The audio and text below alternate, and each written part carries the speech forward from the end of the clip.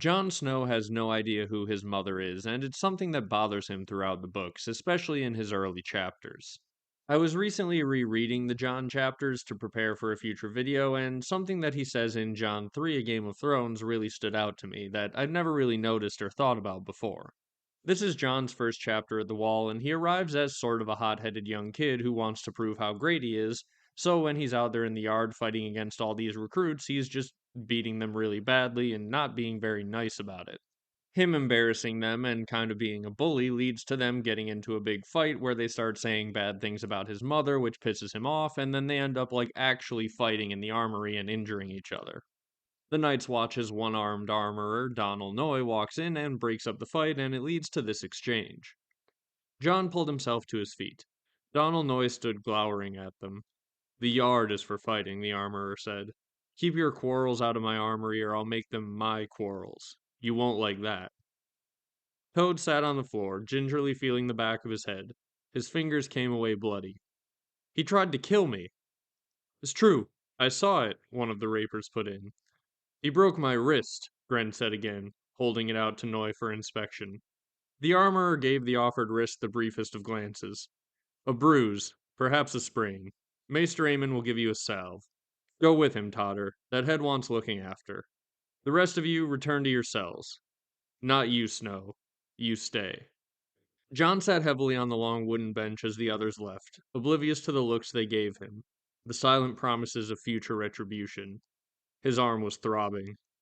The Watch has need of every man it can get, Noye said when they were alone. Even men like Toad. You won't win any honors killing him. Jon's anger flared. He said my mother was a whore. I heard him. What of it? Lord Eddard Stark was not a man to sleep with whores, Jon said icily. His honor did not prevent him from fathering a bastard, did it? Jon was cold with rage. Can I go? You go when I tell you to go. Jon stared sullenly at the smoke rising from the brazier until Noye took him under the chin, thick fingers twisting his head around. Look at me when I'm talking to you, boy. Jon looked. The armorer had a chest like a keg of ale and a gut to match. His nose was flat and broad, and he always seemed in need of a shave. The left sleeve of his black wool tunic was fastened at the shoulder with a silver pin in the shape of a long sword. Words won't make your mother a whore. She was what she was, and nothing Toad says can change that. You know, we have men on the Wall whose mothers were whores. Not my mother, Jon thought stubbornly. He knew nothing of his mother. Eddard Stark would not talk of her. Yet he dreamed of her at times, so often that he could almost see her face. In his dreams, she was beautiful and high-born, and her eyes were kind. Now, at first, this definitely reads as just wishful thinking on Jon's part, right? He is dreaming of the mother that he wishes he had. He wishes he had a kind, beautiful, high-born mother, and that he wasn't actually a bastard after all. But now, with full hindsight and everything that we know about Jon Snow's mother, I do think it's worth asking the question, is he actually dreaming of Lyanna Stark here? Because she is described as beautiful, she's high-born, and I assume her eyes weren't unkind. So at this point, it seems like, maybe that's an accurate description of Jon's mother. Dreams in A Song of Ice and Fire are weird, oftentimes being borderline visions as much as they are dreams. Sometimes containing the shades of the dead, sometimes containing truths that the character needs to confront, and even sometimes containing weird psychic communication from people connected to Weirwoods in the far north.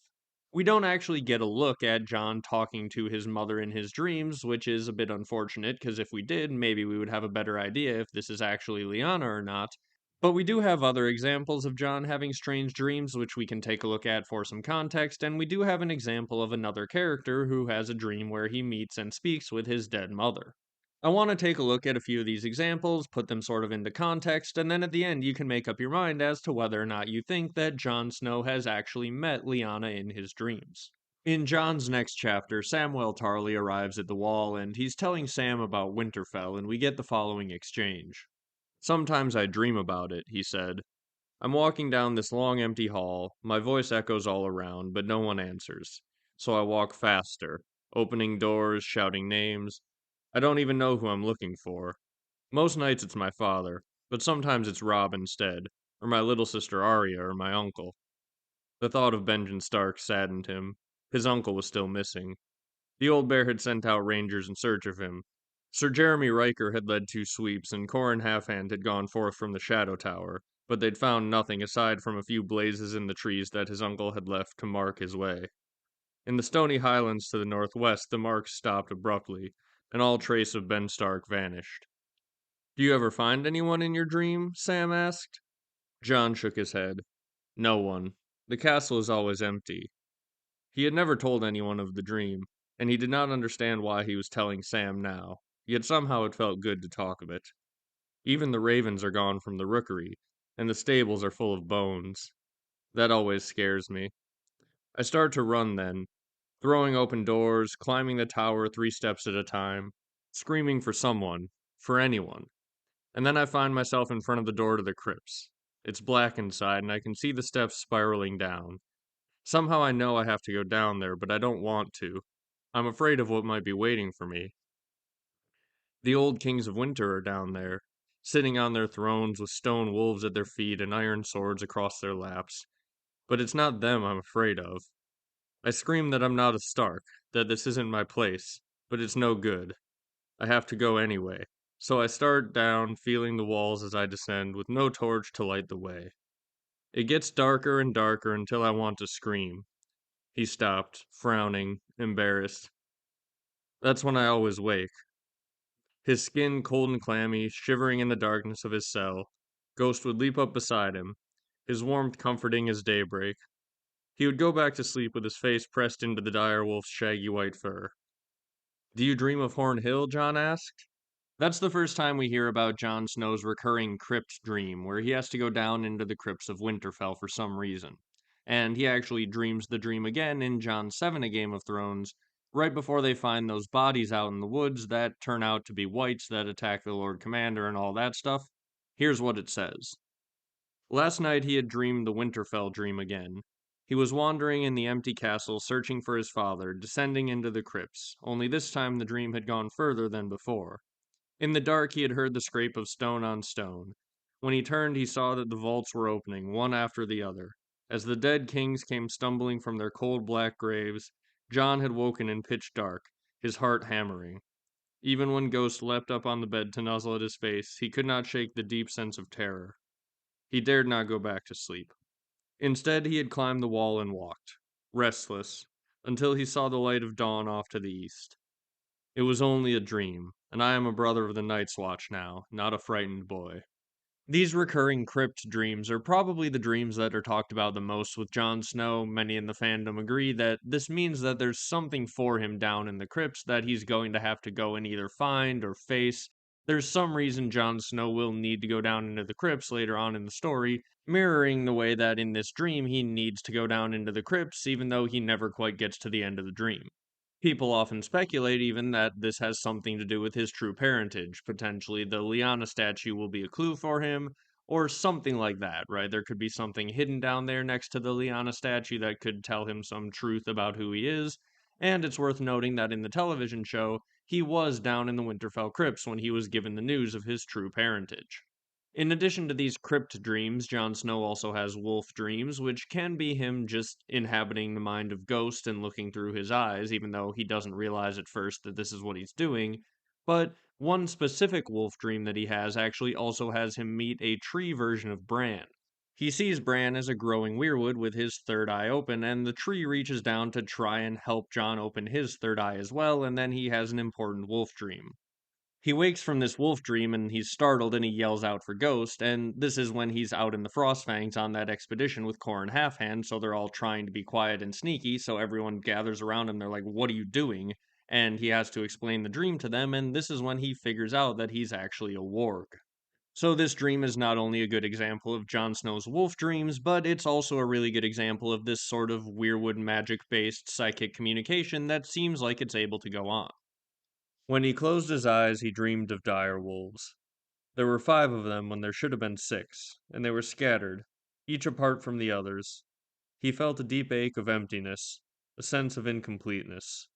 The forest was vast and cold, and they were so small, so lost. His brothers were out there somewhere, and his sister, but he had lost their scent. He sat on his haunches, and lifted his head to the darkening sky, and his cry echoed through the forest, a long, lonely, mournful sound.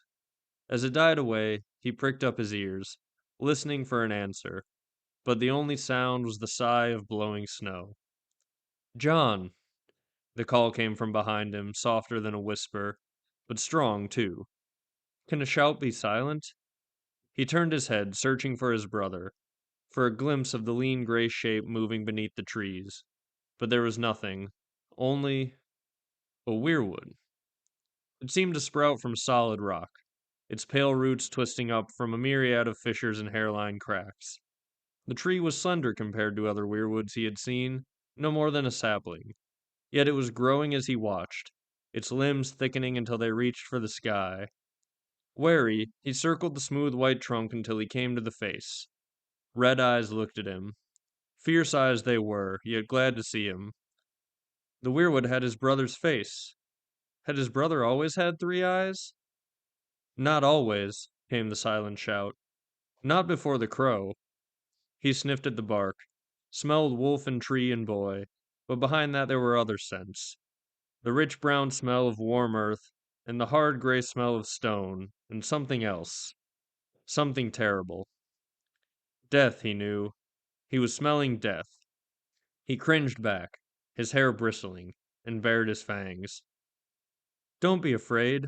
I like it in the dark. No one can see you, but you can see them. But first you have to open your eyes. See? Like this. And the tree reached down and touched him. And suddenly he was back in the mountains. His paws sunk deep in a drift of snow as he stood upon the edge of a great precipice. Before him, the Skirling Pass opened up into airy emptiness, and a long V-shaped valley lay spread beneath him like a quilt awash in the colors of an autumn afternoon. A vast blue-white wall plugged one end of the vale, squeezing between the mountains as if it had shouldered them aside, and for a moment he thought he dreamed himself back to Castle Black. Then he realized he was looking at a river of ice, several thousand feet high. Under that glittering cold cliff was a great lake, its deep cobalt waters reflecting the snow-capped peaks that ringed it. There were men down in the valley, he saw now. Many men. Thousands. A huge host. Some were tearing great holes in the half-frozen ground, while others trained for war. He was watching a swarming mass of riders charge a shield wall, astride horses no larger than ants. The sound of their mock battle was a rustling of steel and leaves drifting faintly on the wind. Their encampment had no plan to it. He saw no ditches, no sharpened stakes, no neat rows of horse lines. Everywhere crude earthen shelters and hide tents sprouted haphazardly, like a pox on the face of the earth. He spied untidy mounds of hay, smelled goats and sheep and horses and pigs, dogs in great profusion. Tendrils of dark smoke rose from 1,000 cook fires. This is no army, no more than it is a town. This is a whole people come together. Across the lake, one of the mounds moved. He watched it more closely and saw that it was not dirt at all, but alive. A shaggy, lumbering beast with a snake for a nose and tusks larger than those of the greatest boar that had ever lived. And the thing riding it was huge as well. His shape was wrong, too thick in the leg and hips to be a man. Then a sudden gust of cold made his fur stand up, and the air thrilled to the sound of wings. As he lifted his eyes to the ice-white mountain heights above, a shadow plummeted out of the sky. A shrill scream split the air. He glimpsed blue-gray pinions spread wide, shutting out the sun. "Ghost!" Jon shouted, sitting up. He could still feel the talons, the pain. "Ghost! To me!" Eben appeared, grabbed him, shook him. "Quiet! You mean to bring the wildlings down on us? What's wrong with you, boy?" "A dream," Jon said feebly. "I was Ghost. I was on the edge of a mountain, looking down on a frozen river, and something attacked me. A bird. An eagle, I think." Squire Dalbridge smiled. "It's always pretty women in my dreams. Would that I dreamed more often." Corin came up beside him. "A frozen river, you say?" "The milk water flows from a great lake at the foot of a glacier," Stone Snake put in. "There was a tree with my brother's face. The wildlings, there were thousands, more than I ever knew existed, and giants riding mammoths." From the way the light had shifted, Jon judged that he had been asleep for 4 or 5 hours. His head ached. and the back of his neck where the talons had burned through him. But that was in the dream. Tell me all that you remember, from first to last, said Corin Halfhand. Jon was confused. It was only a dream. A wolf dream, the Halfhand said. Craster told the Lord Commander that the wildlings were gathering at the source of the Milkwater. That may be why you dreamed it. Or it may be that you saw what waits for us a few hours farther on. Tell me. It made him feel half a fool to talk of such things to Corin and the other rangers, but he did as he was commanded. None of the Black Brothers laughed at him, however. By the time he was done, even Squire Dalbridge was no longer smiling. Skin changer? Said Eben grimly, looking at the half-hand. Does he mean the eagle, Jon wondered? Or me? Skin changers and wargs belonged in old Nan's stories, not the world he had lived in all his life. Yet here in this strange bleak wilderness of rock and ice, it was not hard to believe. The cold winds are rising. Mormont feared as much. Benjen Stark felt it as well. Dead men walk, and the trees have eyes again. Why should we balk at wargs and giants? So this is where Jon Snow realizes that he is in fact a skin changer and that it's not just dreams, and dreaming that you're looking through your pet's eyes is not a normal thing. Also, as I mentioned before I read the passage, there is that psychic communication going on between him and Bran. And he sees Bran as a young Weirwood tree with his third eye open.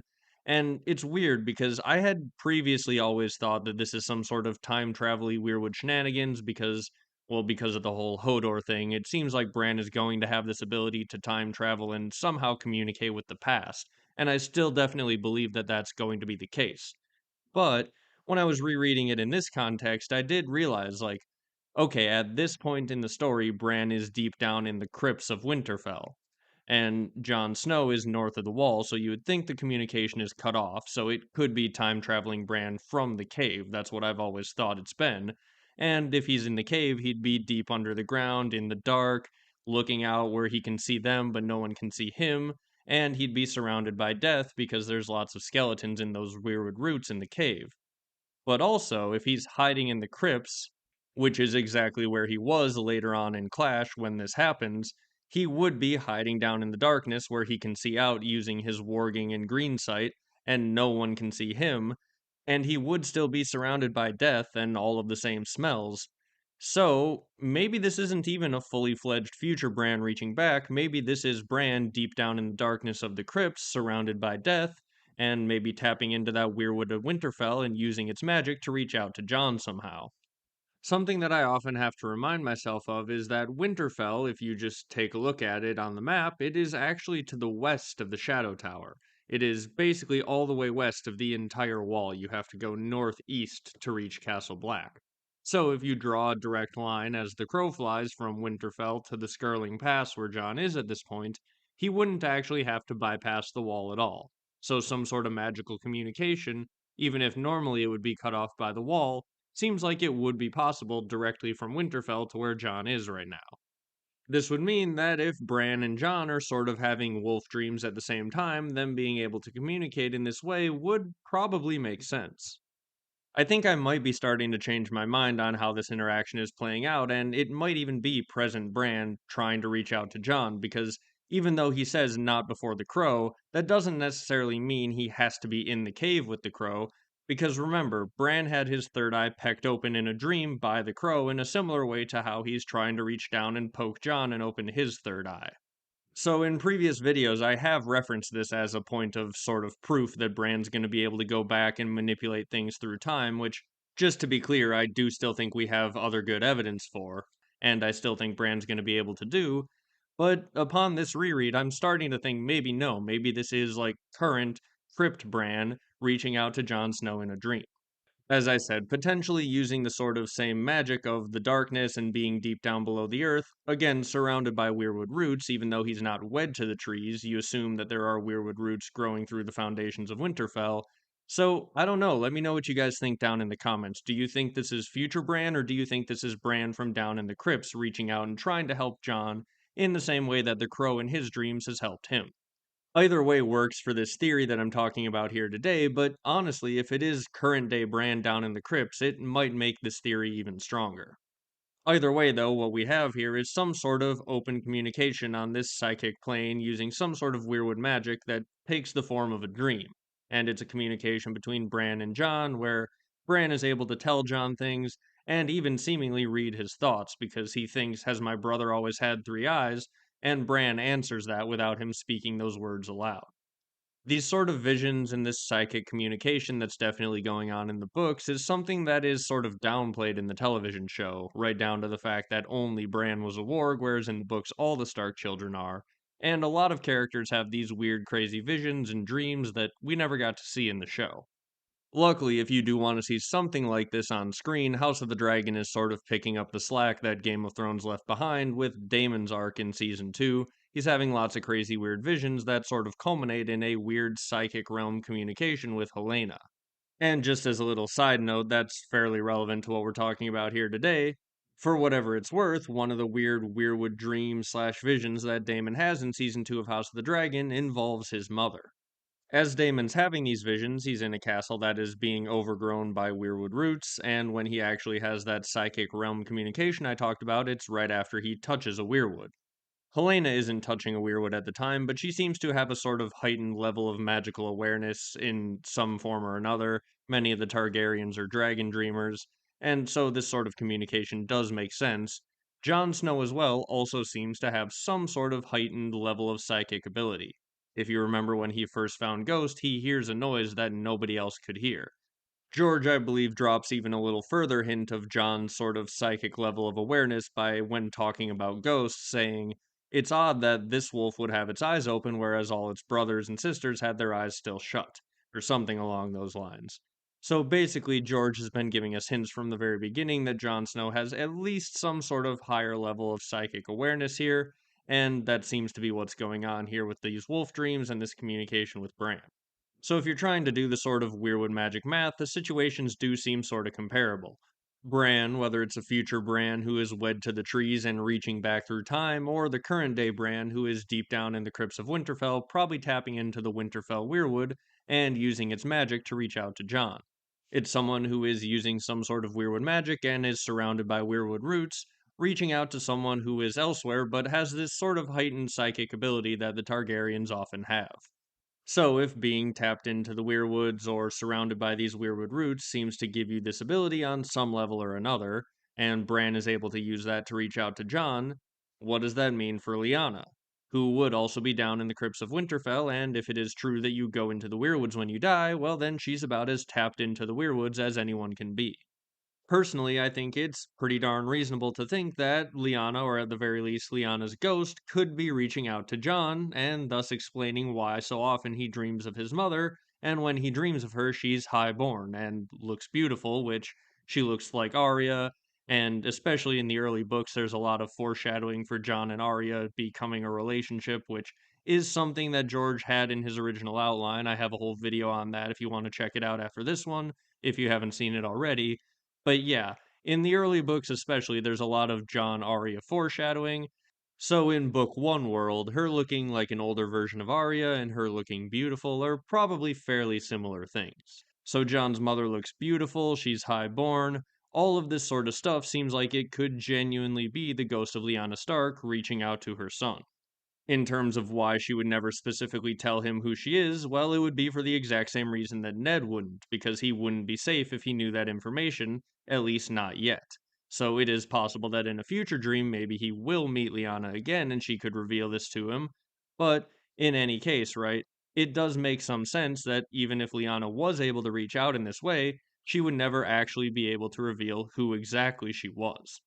So it seems like on every level, it does make sense that Lyanna could be reaching out to her son here and communicating with him on this plane of existence that is sort of psychic, that seems to take the form of dreams, but in the end is actually more than just normal dreams. Now, if she is doing this, then it would be very similar to something else that happens to another character in this story. Jaime Lannister, at the end of A Feast for Crows, meets with his dead mother in what seems to be a dream, but is implied directly within the dream by his mother to be more than just a dream. I'll read the passage for you here, but just some context before we go into it. Whenever Jaime has a dream after his hand is chopped off, in his dreams he always has two hands. So that's sort of how he realizes he's dreaming, is when he has both of his hands and he can fight with his right hand. And also, just in the context of potential future meetings with Jon and Lyanna in this dream world, Jaime's mother actually says that there are things about Tywin that Jaime doesn't know, or sort of implies that Jaime didn't really know Tywin, and she tells him things about Tywin and what he wanted in life. And so this could definitely be sort of foreshadowing some setup for if Lyanna ever met with Jon Snow, telling him about his real father. We need to find out more about Rhaegar somehow, and it would be really interesting if we find out things that happened between Lyanna and Rhaegar directly from Lyanna in a dream very similar to what I'm going to read to you now from Jaime in A Feast for Crows. That night he dreamt he was back in the great sept of Baelor, still standing vigil over his father's corpse. The sept was still and dark, until a woman emerged from the shadows and walked slowly to the bier. "Sister?" he said. But it was not Cersei. She was all in grey, a silent sister. A hood and veil concealed her features, but he could see the candles burning in the green pools of her eyes. "Sister," he said, "what would you have of me?" His last word echoed up and down the sept. "Me, me, me, me, me, me, me, me." "I am not your sister, Jaime." She raised a pale soft hand and pushed her hood back. "Have you forgotten me?" "Can I forget someone I never knew?" The words caught in his throat. He did know her, but it had been so long. "Will you forget your own Lord Father too? I wonder if you ever knew him truly." Her eyes were green, her hair spun gold. He could not tell how old she was. 15, he thought, or 50. She climbed the steps to stand above the bier. He could never abide being laughed at. That was the thing he hated most. "Who are you?" He had to hear her say it. "The question is, who are you?" "This is a dream." "Is it?" She smiled sadly. "Count your hands, child." One. One hand clasped tight around the sword hilt. Only one. In my dreams, I always have two hands. He raised his right arm and stared uncomprehending at the ugliness of his stump. "We all dream of things we cannot have. Tywin dreamed that his son would be a great knight, that his daughter would be a queen. He dreamed they would be so strong and brave and beautiful that no one would ever laugh at them." "I am a knight," he told her, "and Cersei is a queen." A tear rolled down her cheek. The woman raised her hood again and turned her back on him. Jaime called after her, but she was already moving away, her skirt whispering lullabies as it brushed across the floor. "Don't leave me," he wanted to call, but of course she'd left them long ago. He woke in darkness, shivering. Right after Jaime has this dream, he realizes that there is snow in the Riverlands, and that there's probably also snow in Lannisport and King's Landing, and that winter is truly now here. And also, right after this, he gets the letter from Cersei where she begs for him to come to King's Landing immediately and says, save me, I love you, I love you, I love you." And he has a snowflake fall on that letter and then burns it in the fire. A little bit of ice and fire there at the end of Jaime's arc for A Feast for Crows. Importantly, though, I think that it's a pretty good example of what could happen in this world of Westeros when someone who has a mother who's passed on, and then they meet them in a dream or in something that's perhaps a bit more than a dream, and get some important information. As I said, potentially some future setup for Jon Snow to have another dream about his mother, like he talks about early on in his storyline, but this time, finally, he'll be old enough and Robert will be dead, and maybe Lyanna can give him more information that she's never been able to share with him before. I also feel like I have to bring up what happened right after Ned died, even before news of his death arrived at Winterfell. Bran and Rickon both had dreams where they met and talked to Ned deep down in the crypts, and he told them things. When Bran, Osha, and Luwin go down there to investigate just to prove to Bran that Ned isn't down in the crypts because he's still in King's Landing, again, Luwin still thinking that he's alive, they find Rickon and Shaggy Dog already down there where Ned is set to be buried, because Rickon had the same dream and both Bran and Rickon know that Ned is dead. When Bran is first explaining it to Luwin before they go down there, this is how it goes. There was once a knight who couldn't see, said Bran stubbornly as Sir Roderick went on down below. Old Nan told me about him. He had a long staff with blades at both ends, and he could spin it in his hands and chop two men at once. Simeon Star Eyes, Lewin said as he marked the numbers in a book. When he lost his eyes, he put star sapphires in the empty sockets, or so the singers claim. Bran, that is only a story, like the tales of Florian the Fool, a fable from the age of heroes. The maester tisked. You must put these dreams aside. They will only break your heart. The mention of dreams reminded him. I dreamed about the crow again last night. The one with three eyes. He flew into my bedchambers and told me to come with him, so I did. We went down to the crypts, and father was there. We talked. He was sad. And why was that? Lewin peered through his tube. It was something to do about Jon, I think. The dream had been deeply disturbing, more so than any of the other crow dreams. Hodor won't go down into the crypts. The maester had only been half listening, Bran could tell. He lifted his eye from the tube, blinking. Hodor won't go down into the crypts. When I woke, I told him to take me down to see if father was truly there. At first, he didn't know what I was saying, but I got him to the steps by telling him to go here and go there. Only then he wouldn't go down. He just stood at the top step and said, Hodor, like he was scared of the dark. But I had a torch. It made me so mad I almost gave him a swat on the head like old Nan is always doing. He saw the way the maester was frowning and hurriedly added, I didn't, though. Good. Hodor is a man, not a mule to be beaten. In the dream I flew down with the crow, but I can't do that when I'm awake, Bran explained. Why would you want to go down to the crypts? I told you, to look for father. So there we have more confirmation of pretty much everything wrapped up into this theory.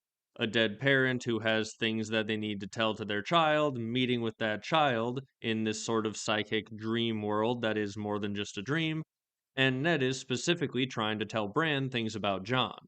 There's information that Jon needs to hear. Jon keeps having dreams where he needs to go down into the crypts. Jon has dreamed of his mother many times. All this stuff seems to be lining up to at least potentially point to the idea of Jon maybe meeting up with Lyanna in a future dream. At the very least, I don't think it's far-fetched at all that he's met with her in past dreams, and if he's met with her in past dreams, well, why not again at some point later on in his life? So, given everything we've just discussed, I feel like this line hits pretty differently in hindsight. Not my mother, Jon thought stubbornly. He knew nothing of his mother. Eddard Stark would not talk of her. Yet he dreamed of her at times, so often that he could almost see her face. In his dreams, she was beautiful and high-born, and her eyes were kind.